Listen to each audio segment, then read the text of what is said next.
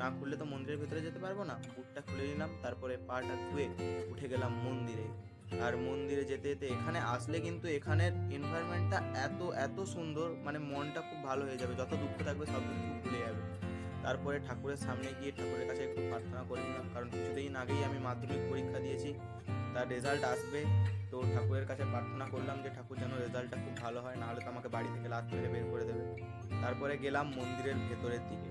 মন্দিরের ভেতরে এখানে প্রত্যেকটা ঠাকুরের পুরনো যে কাহিনীগুলো রয়েছে সেগুলোকে তুলে ধরা হয়েছে খুব সুন্দরভাবে। দেখতে পারো এইসব কাজগুলো কিন্তু হাতেই করা হয়েছে। খুব সুন্দরভাবে ফুটিয়ে তোলা হয়েছে প্রাচীনের কিছু ঘটনা, কখন কোন দেবতা কি করেছিল সেই সব ঘটনা কিন্তু এখানে খুব সুন্দরভাবে তুলে ধরা হয়েছে। আর ডিজাইনটাও কিন্তু খুব সুন্দর মন্দিরের। এখানে মানে এখানে যদি বসে থাকে কেউ, তার মনটা কিন্তু খুব ভালো হয়ে যাবে। তারপরে দেখছিলাম সব চারিদিকে ঘটনাগুলোকে বোঝার চেষ্টা করছিলাম। তারপরে এই মন্দিরের পেছনের